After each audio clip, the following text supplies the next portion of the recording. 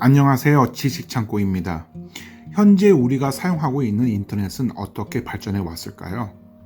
1950년대 영국에서 컴퓨터 간 연결을 목적으로 시작된 이 개념은 냉전 시기에 주요 군사 정보를 분산 관리할 목적으로 미국 국방부에 의해 본격적으로 연구되어 아르파넷이라는 최초의 지역 네트워크가 구축되었습니다.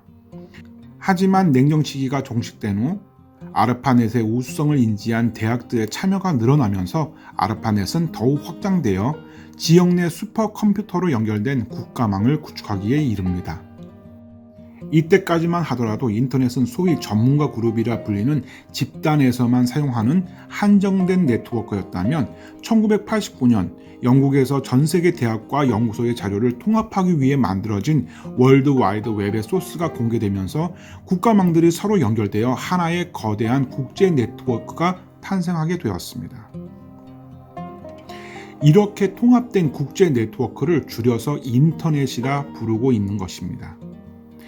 그래서 우리는 인터넷이라는 고속도로를 통해 세계 어디든지 갈 수가 있습니다. 세계를 아우르는 고속도로를 타고 가면서 다양한 플랫폼을 가진 휴게소에 들려 뉴스를 보고 쇼핑을 하고 영화를 보고 음악을 듣기도 합니다. 이러한 인터넷은 현대인에게 있어 없어서는 안 되는 생활 필수품으로 자리 잡고 있습니다. 하지만 많은 IT 전문가들은 멀지 않는 미래에 전 세계적으로 연결되는 인터넷 대신 국가별 또는 지역별 경계에 의해 그 한계가 결정되는 서로 다른 인터넷들의 집합체 형태로 자리 잡게 될 것이라 전망하고 있습니다. 다시 말해 전 세계를 연결하는 인터넷을 정부가 국가 차원의 인터넷망으로 한정하려는 움직임을 보이면서 그동안 우리가 아무런 제약 없이 사용하던 인터넷이 국가 또는 지역 단위로 분열된다는 것입니다. 이를 전문가들은 쪼개진 인터넷이라는 뜻의 스프린트넷이라 부르고 있습니다. 인터넷의 분열 움직임은 2003년 중국이 별도의 인터넷 체계를 구축하기 위해 감시 검열 시스템인 만리 방화벽을 만들면서 본격적으로 시작되었습니다. 우리도 익히 아는 것처럼 중국에서는 구글, 페이스북, 유튜브와 같은 다양한 플랫폼뿐만 아니라 카톡, 왓츠업과 같은 메신저 프로그램을 사용할 수 없습니다. 하지만 중국에서 만든 틱톡, 위챗과 같은 플랫폼은 해외에서 아무런 제약 없이 사용되고 있습니다. 인터넷은 상호 연결이 원칙인데 왜 세계는 이런 불공정한 중국의 행태에 침묵하고 있었을까요? 이유는 간단합니다. 중국이 차단한 대부분의 플랫폼이 미국에 속한 기업의 것이기 때문에 미국을 제외한 다른 국가들은 중국의 자국 내 인터넷 차단에 대해 굳이 언급할 필요가 없었으며 미국 또한 이를 국가적 차원이 아닌 개별 기업의 문제로 인식했기 때문입니다.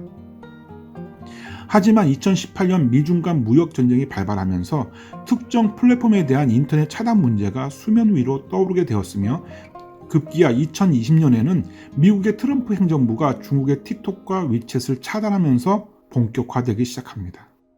일부 전문가들은 이러한 미중 간의 마찰을 인터넷 패권 전쟁이라는 개념으로 국한시키고 있지만 이런 갈등이 가져온 파급 효과는 그들이 말한 개념을 넘어서 정부가 국가 차원에서 인터넷망을 제한하는 움직임이 본격화되었습니다. 일례로 인도의 경우 중국과의 영토 분쟁 여파로 중국의 스마트폰 애플리케이션에 대한 영구 금지 조치를 내렸으며 유럽은 거대 온라인 기업의 플랫폼 악용을 예시로 인터넷 규제를 강화하기 위한 디지털 서비스법을 추진하였습니다. 이외에도 호주 정부가 해외 온라인 기업의 콘텐츠 사용료 지불에 대해 법제화함으로써 정부 차원의 인터넷 규제가 전 세계로 확산되고 있습니다. 이런 전 세계적인 정부 차원의 인터넷 규제는 결국 시간이 지남에 따라 국가 또는 국가 간의 합의로 인한 영향권 형태로 인터넷이 분열될 수 있으며 앞서 말한 스프린트넷 현상의 가속화를 초래하게 된다는 것이 전문가들의 공통된 의견입니다.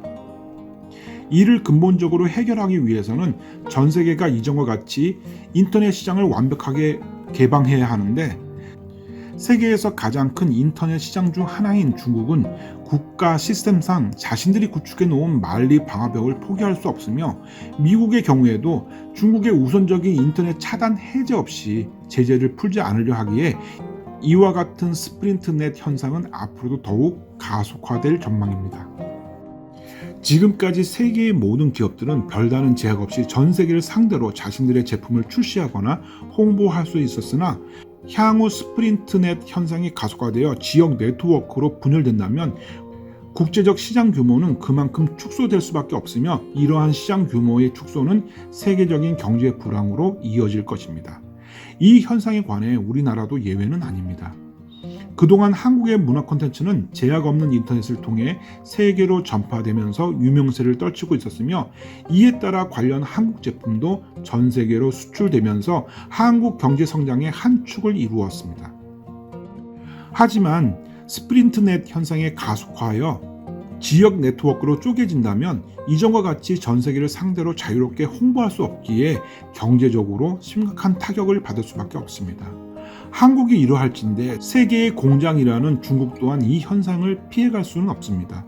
아무리 자국 내 내수 시장의 규모가 크더라도 외국과의 교류 없이 스스로 성장할 수 없다는 것은 역사가 말해주고 있습니다. 결국 이러한 인터넷 전쟁에서 어느 나라도 승자가 될 수 없는 것입니다.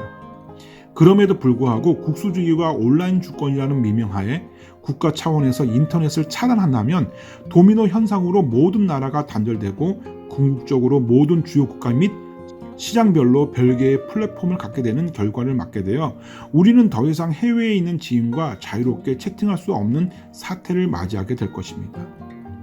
인터넷 차단은 해외 거대 기업과 국가가 벌이는 치킨 게임이 아닙니다. 그 피해는 고스란히 국민들에게 귀속될 수밖에 없습니다. 이런데도 왜 세계는 승자가 없는 인터넷 전쟁을 벌이고 있는 걸까요? 지금까지 지식창고였습니다. 끝까지 시청해 주셔서 감사합니다.